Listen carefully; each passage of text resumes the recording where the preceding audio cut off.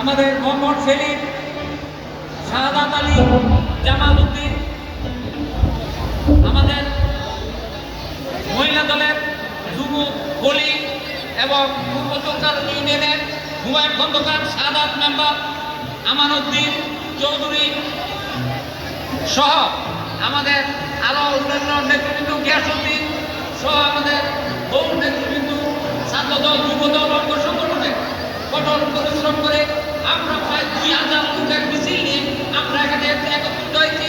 সদর দক্ষিণ উপজেলার বিভিন্ন বিভিন্ন বিভিন্ন নেতৃবৃন্দকে আমরা ধন্যবাদ জানাই এবং আমাদের প্রিয় নেতা জননেতা মনিরুল হক চৌধুরীর নেতৃত্বে আমরা ঐক্যবদ্ধ।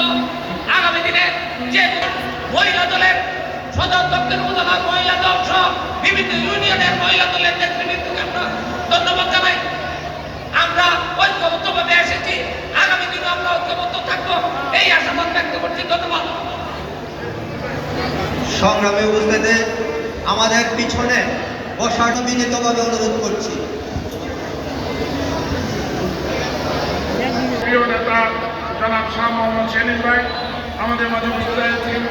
14 নম্বর ওয়ার্ড বিএনপি সুযোগ্য হয়েছে। আমাদের এই মাত্র আমার হাতে কাগজ পেয়েছি 16 নম্বর ওয়ার্ডের